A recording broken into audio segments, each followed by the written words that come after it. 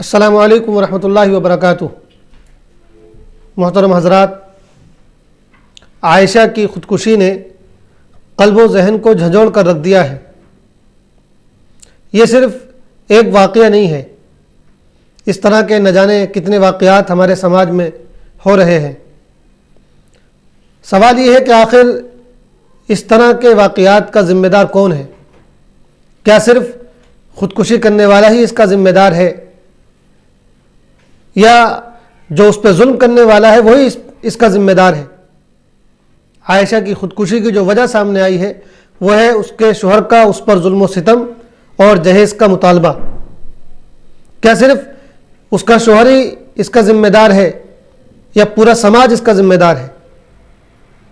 حقیقت یہ ہے کہ پورا سماج اس کا ذمہ دار ہے، اس لیے کہ ہمارے سماج میں جہیز کی جو یہ منحوس رسم چل پڑی ہے، اس کی وجہ سے نہ جانے کتنی بیٹیاں کتنی بہنیں ظلم و ستم کا شکار ہو رہی ہیں اور بہت ساری خودکشی کے ذریعے اپنی جان گنوا دے رہی ہیں۔ جس طرح خودکشی کرنا جرم ہے اور خودکشی کرنے والا مجرم ہے، اسی طرح ہمارا پورا سماج بھی مجرم ہے۔ آخر اس ظالمانہ رسم کو ہم ختم کیوں نہیں کرتے؟ ہمارے اندر غیرت کیوں نہیں پیدا ہوتی؟ کیوں ہم دوسروں کی بہن بیٹیوں کو جب اپنے گھر میں بہو بنا کر لاتے ہیں تو ساتھ میں دولت کے انبار کیوں لانا چاہتے ہیں؟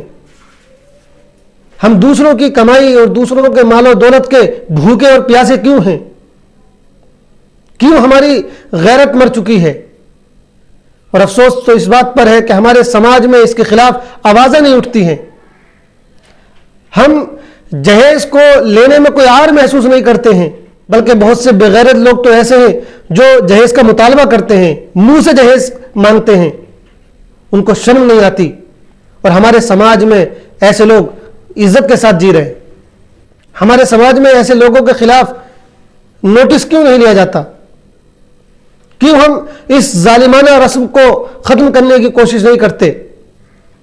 اچھے پڑھے لکھے دیندار، اچھے دعوتی اور تعلیمی سرگرمیوں سے جڑے ہوئے افراد سب اس بری رسم میں ملوث ہیں۔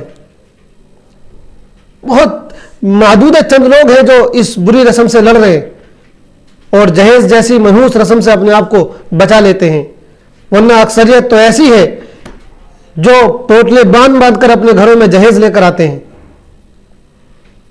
تو صرف یہ ایک واقعہ نہیں ہے جو آج ہمارے سامنے آیا ہے، اس طرح کے نہ جانے کتنے واقعات ہو رہے ہیں اور ان سب کے پیچھے یہ جہیز کی منحوس رسم کار فرما ہے اور ہمارا یہ سماج اس کا ذمہ دار ہے۔